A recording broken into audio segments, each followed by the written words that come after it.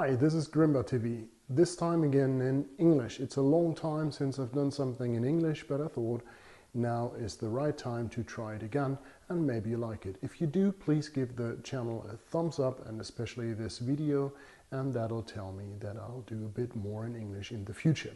What do we have today for you? Today we have a scope, the Arken SH-4 Gen II 4:16 by 50, a Japanese scope which will cost around 700 euro, has a 34mm tube and a parallax adjustment, and whether this is only good for long-range shooting or also for hunting is what we want to find out in this video. So stay tuned and we'll be right back. Hier bei Lagerfeuerschnack bekommt ihr Produkttests rund ums Thema Jagd. Unterstützt werden wir von Hornady, Top-Munition für Sport und Jagd, Waffenhandel Arnert, alles rund ums Thema Jagen, Road Precision, Experten bei Schalldämpfern und Kastenbüchsen und Active Hunting, Experts in Night Vision. So here we are again. Why do I test this scope? Well, a good friend of mine, Stefan from Sweden, who I know from the Pulsar Pro Stuff team, he recommended the scope to me very, very strongly.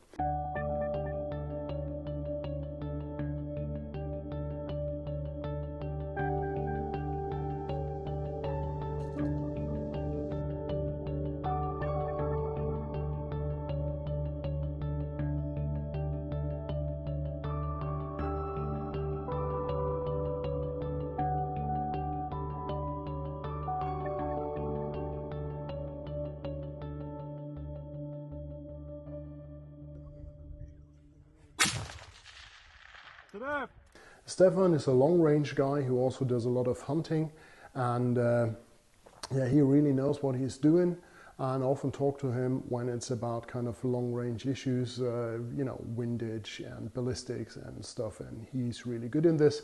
So when he started talking to me about a new scope that he knows, and he was all fascinated by it, I thought, well, I would like to test that.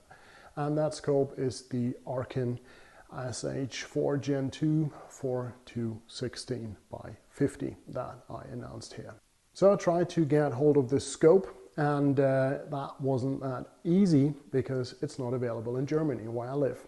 So talking to Stefan, he brought me in contact with Astro Sweden. Astro Sweden is the distributor for Arken scopes in Europe. So if there's anyone interested in that, can't get it on their local market, contact Astro Sweden. I'm going to link to them in the video description, and they'll be able to help you.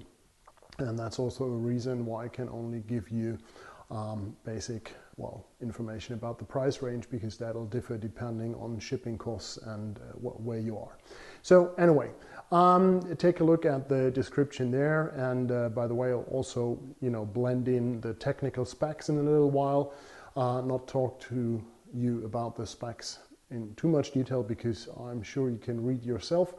And now going back to my impressions of the scope that again Stefan recommended to me, and also going to link to Stefan's social media appearance down there in the video description, so check him out. It's really worth going there. He does all kinds of stuff, shooting long range with thermal front attachments and all that kind of things, and it's really impressive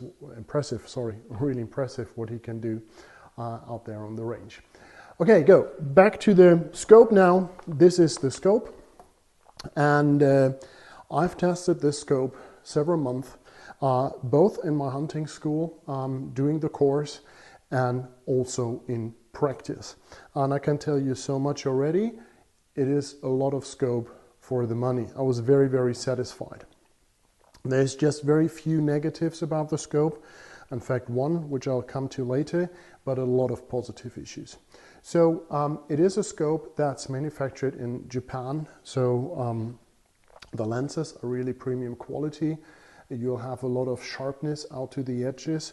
I cannot show this to you 100% because making pictures through a scope is tricky.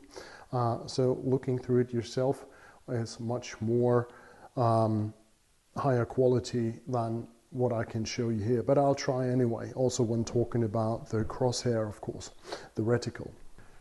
A word on the reticle. I really love the reticle because when you're under low magnification, there is nothing that obstructs your view, right? Because it's very thin, very fine, and if you turn out if you turn on the illumination, all that is illuminated is 4 little dashes around the center. And in the lowest magnification, that's almost like a red dot. So you can easily aim also quick target uptake, and that's really, really nice. If you then dial up this first focal plane reticle, all the details become visible. And it's very easy to basically orient yourself or kind of like get along in this reticle and know what you can use. And also there, you never have this over-illumination that you often have if the whole reticle is illuminated. So it's really, really nice. And still, when you've dialed up to the maximum magnification, the dashes and lines are so fine that they do not really obstruct your view.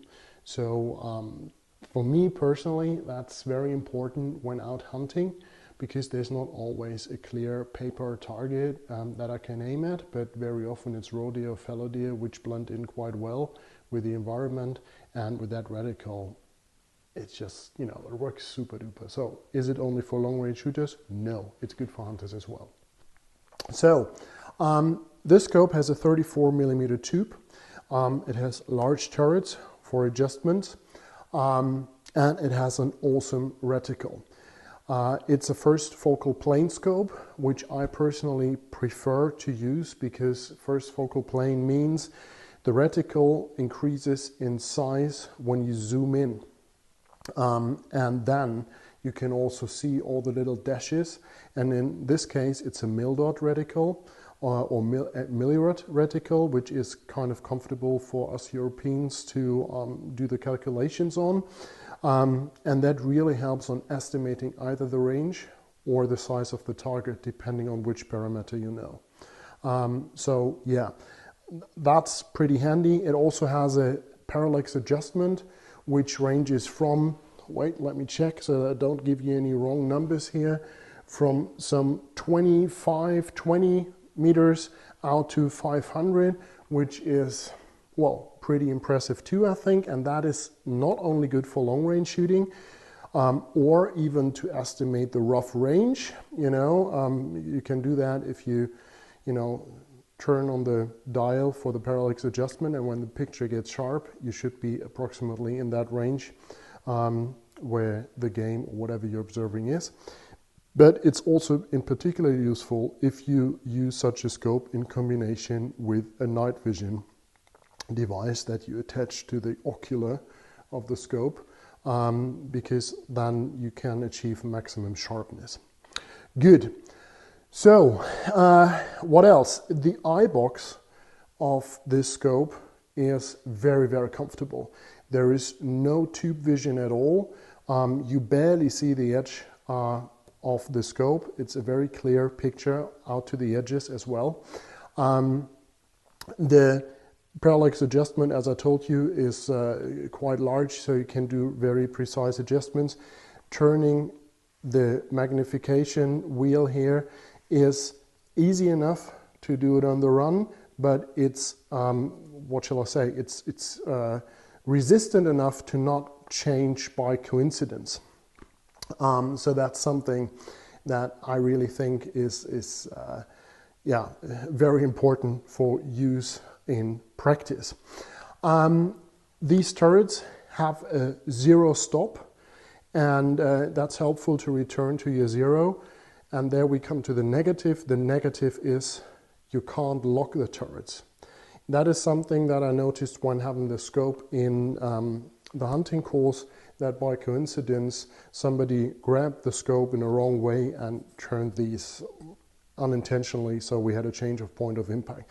If you know that, well, you can probably avoid it, but still that is an issue that I want to name. That would also be a very, very easy adjustment for the company to change. Other scopes or scope manufacturers do it as well. It should be easy to make these turrets lockable.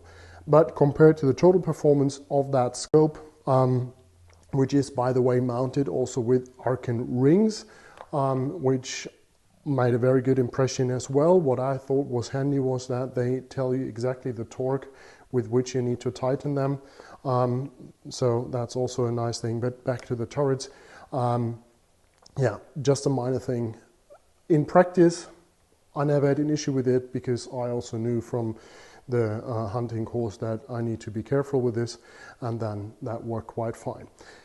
A good thing is, and I'm going to show this to you in a little video snippet, the feedback of the turrets, how you turn them, is very, very tactile. You can hear it clearly and you can feel it clearly, and I'm going to show you in this little video snippet.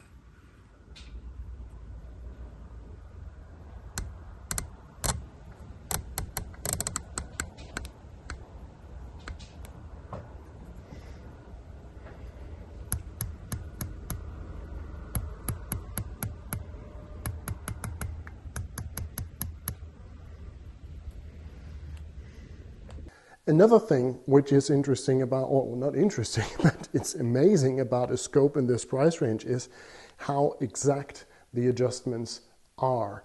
I'm going to blend in another video snippet where, just to explain it, because I make this run a bit faster in between, so it's actually one video where I didn't change anything in between. I show you how I shoot a group, then I do 10 clicks to the left and 10 clicks to the bottom, and you see that the new group that I shoot after the first one is exactly in a 45-degree angle in that distance away from the previous center.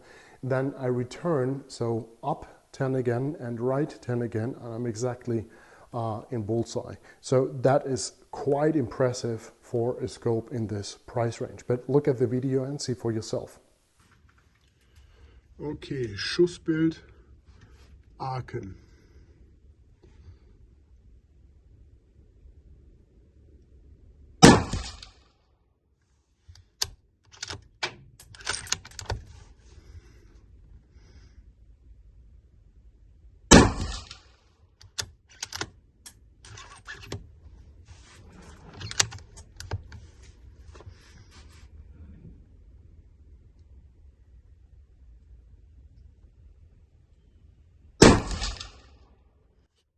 Jetzt, Verstellung, 10 Klicks nach links und 10 Klicks nach unten.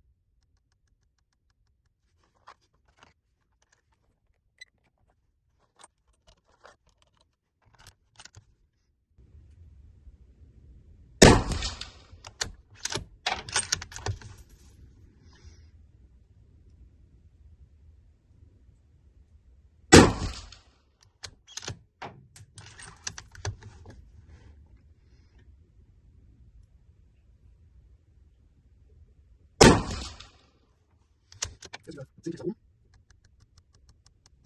und 10 Klicks nach rechts. Und jetzt kommst du wieder rechts.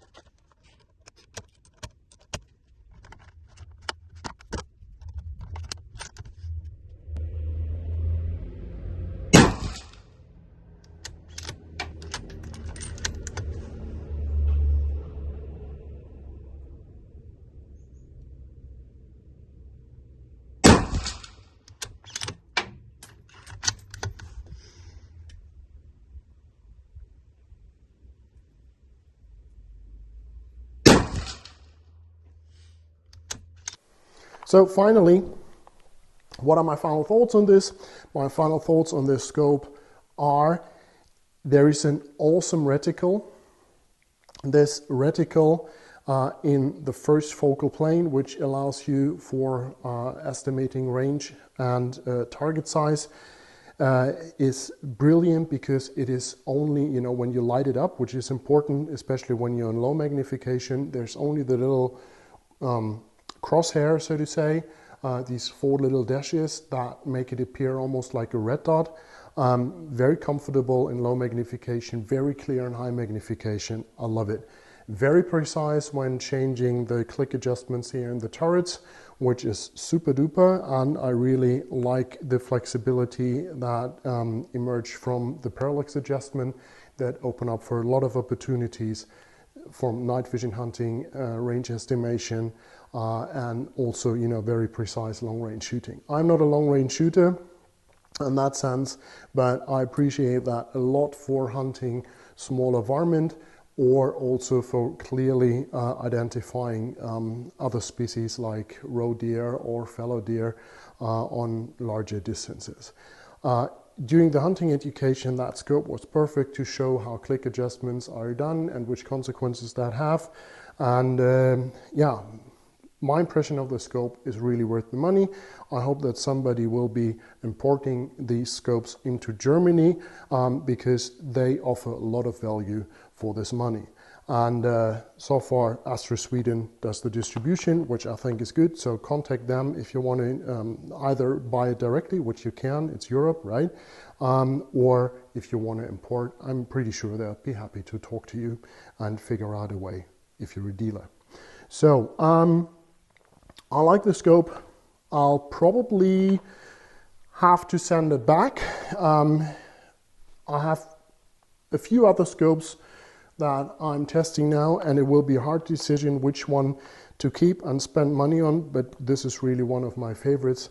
So yeah, maybe you're going to see it in other videos. Again, we'll see. So hang on, take care. Looking forward to see you here on the channel again pretty soon. Ciao.